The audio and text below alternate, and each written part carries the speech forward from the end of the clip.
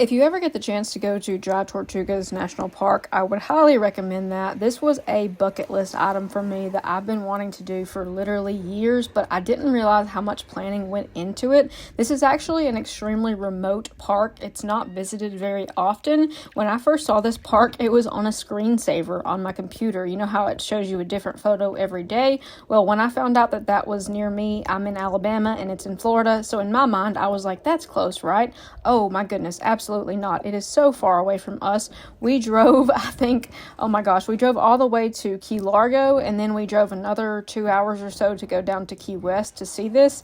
So the park is actually just an uninhabited fort. This is an old fort that was used, and the only way that you can get there is to go by seaplane or by ferry.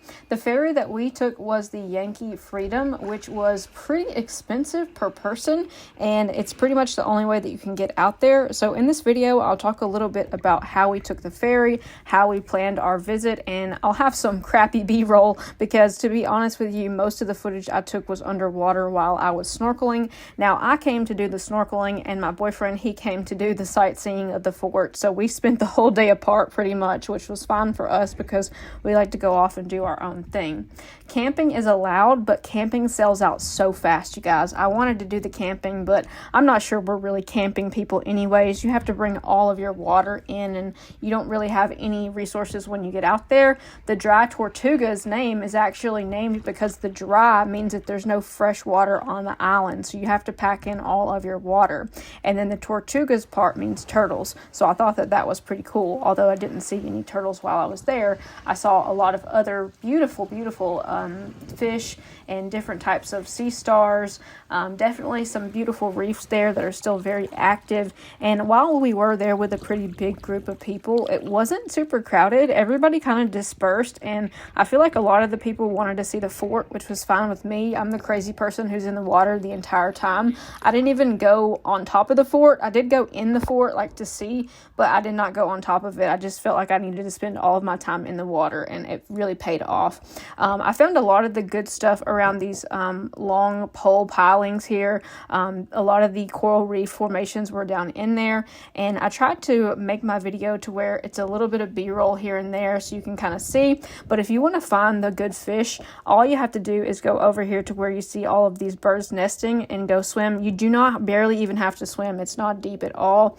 Just try to keep your body from hitting the coral reefs because some of it's fire coral and it will be burning you if you touch too much of it. I didn't wear a wetsuit. I just wore a long-sleeved rash guard and pretty minimal equipment for me. I like to snorkel with a buoy just to keep my phone and everything in my wallet and stuff like that on me. But other than that, I did not bring a whole lot with me. Just my mask, my snorkel. I did bring fins, and I brought a dry bag. Also try to bring reef-safe sunscreen if you can. A lot of people brought bug spray and stuff like that. I didn't really feel like it was necessary, probably because I was in the water. And honestly, the mosquitoes were so bad in Key Largo that once we got out here, I was like, this is not bad at all. This is like not even bothering me. The cool thing about snorkeling here was that I didn't have to share space with anyone. Most of the snorkelers dispersed, and most people don't snorkel for that long. I was in the water for about 3 hours, pretty much the entire time that we were allowed to be here. Traveling on the Yankee Freedom was, to me, not really part of the experience. It wasn't that fun. You're shoved onto a little ferry. Well, it's not little, but you're shoved onto a ferry with a ton of people. They do serve food. The round trip cost $240, but that's per person. So I felt like that was extremely steep. I mean, you could go to like Disney World. Can you get in Disney World for $240 a person nowadays? I don't even know what it costs anymore. Probably not.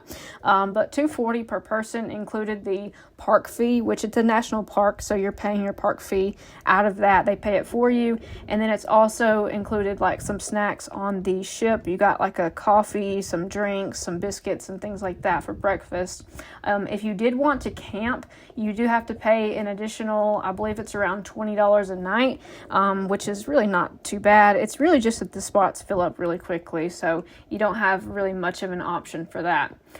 So all of the camping sites are first come, first serve. You do, like I said, you have to bring everything that you want to bring. So I would recommend some ultralight packing if you have options for that. The sites are only a little bit away from the water, so like you can just, I mean, it's just beautiful. Like that's the only regret I have, is not being able to spend the night out here. I do think it would have been a little isolating, but to be honest, they run the ferry like every day, so it's not like you're on a Gilligan's Island type of situation. So it's 70 miles from Key West, which I think it was about a 2 to 3 hour ferry ride. This is the Fort Jefferson site, so it's a brick structure, and it had over 16 million bricks, which I thought was kind of cool because they never finished it. It's like any project that I tried to start around my house, it would never get finished. They did have 30 years of construction starting in 1846, and it was a Civil War prison. During the Civil War, the fort served as a military prison, and the most famous inmate was Dr. Samuel Mudd, who was imprisoned for treating John Wilkes Booth after the assassination of Abraham Lincoln. So basically he helped the guy who shot Lincoln, which is, he's a doctor. Doesn't he have a do no harm oath or something like that? 99% underwater. The park covers about 100 square miles, but less than 1% of that is dry land. The rest is coral reefs and open water.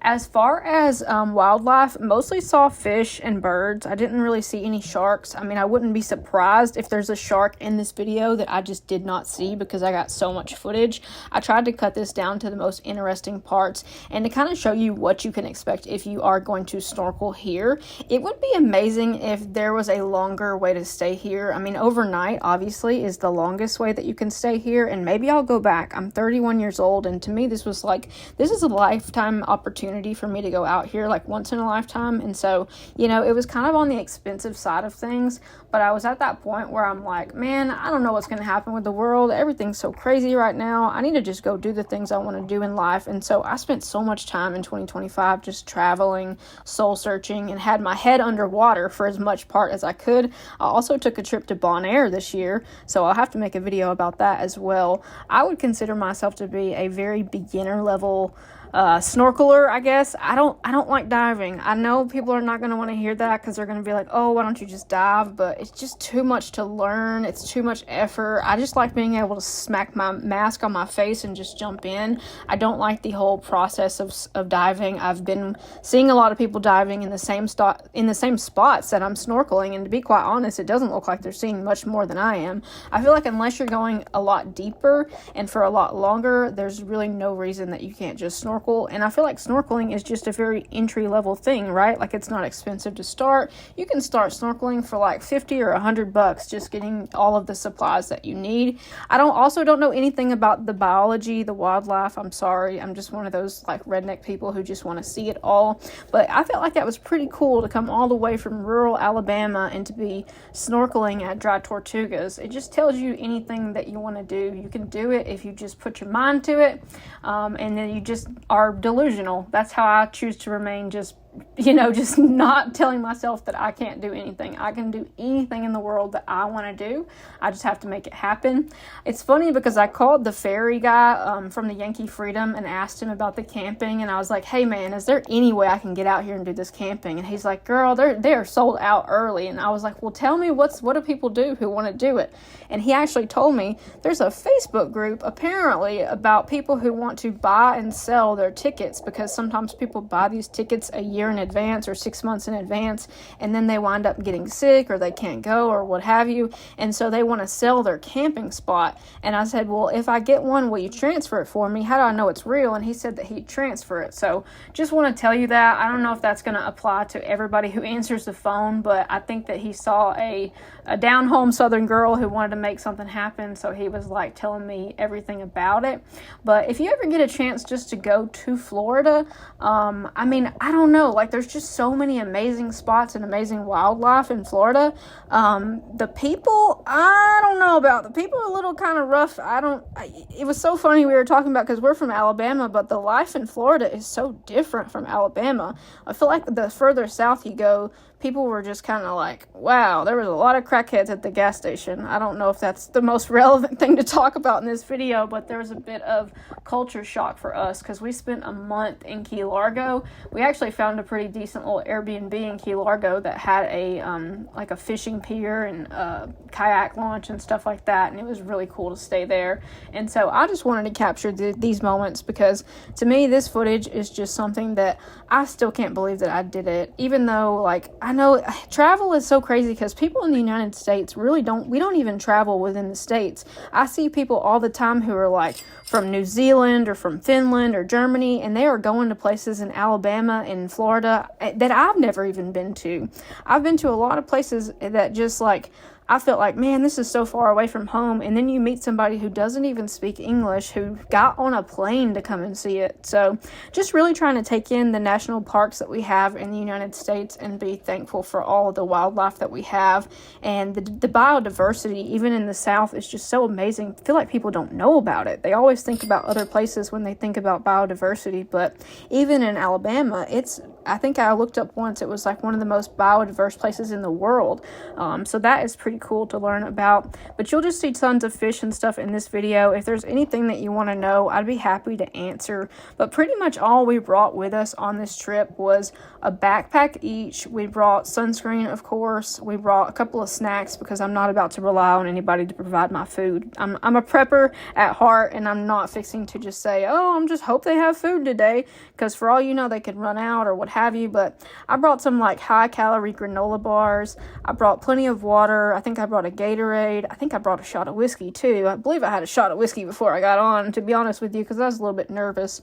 I don't like to be around big crowds or a lot of people. So, but if you see anything in this video that you recognize, or you're like, hey, I know that fish, please point it out to me with a timestamp. If you don't know how to leave a timestamp, you just put like 1-34, like the colon, and then it'll show up in the video, because there's some amazing fish in this that I just don't even know what they are, to be quite frank with you.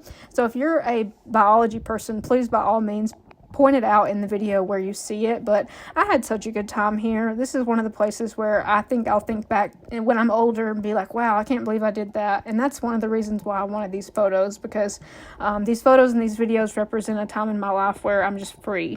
I'm 31 years old. I'm not married. We don't have kids, so I don't have to worry about anything really. And that's just a really nice feeling. I mean, I definitely want to have a family someday, but like, while you're young, you know, I don't even feel young anymore. I guess while you're able is a better way to put it. But while you're able, I would say go off and do all the stuff that you can do. But this was one of my best memories from 2025, just being out in the water all day long. I just loved it. I didn't even get sunburned because my head was under the water all day long. So if you're wondering realistically how much it costs to do this kind of trip, well, obviously you're not going to get out for under $500 just if it's two people, because it's about $250 a person now, and that's just for your entry onto the park. That's not counting any of your gear, your food. Even the parking was like $40, which was unfortunate, but thankfully the parking is literally right next to the ferry, and getting into the ferry was easy. You just bring like your ID and your pass and stuff like that. So it wasn't too stressful. I think we were in there for maybe 30 minutes total. They call you up in groups, so if anybody's wondering how that's going to go, that's pretty much how that works. And there are restrooms in the place that you wait for the ferry, and there's restrooms on the ferry as well. I know that's something that people worry about, and I do too, so just know that you pretty much always have a spot to use the restroom. And the ferry serves lunch. I meant to say that earlier, but there are like sandwiches, like takeaway sandwiches that you can go and have a picnic lunch, which was pretty fun, especially after how tired I was from snorkeling all day. But you know, if you're looking at $500 just to get on the ferry and get out there. Probably another $100 if you wanted snorkel gear, like if you're buying it for two people. And then, you know, just depends on where you stay. We stayed at a little Airbnb, and we spent the night before, because you got to get up really early to get there, and you don't want to miss it. So I think it was like 6 a.m. or something like that. It was really early, and so we just opted to spend the night before, and we stayed about 10 or 15 minutes away. Key West was really fun. We only were there for one night, but everyone was super friendly. We went and did like, the little walking about stuff and just walked around, and it really reminded me kind of New Orleans a little bit with like the shops and the drinks and stuff like that. So you can definitely have a good time there. I just don't recommend drinking before you got to go out snorkeling. I just said that I took a shot of whiskey, but hey, that was like 3 hours before I got out there, so I completely metabolized that by then. But anyways, that's my take on Dry Tortugas. Is it worth it? This is a question that a lot of people put in their YouTube videos, and I feel like worth is a really relative term, because worth is going to be different depending on what you wanted to experience. If you're the type of person who loves wildlife, you love going to remote places, you love seeing stuff that nobody else can see, and you want the bragging rights to say, oh, I've been to that national park, yes, it was worth it for me.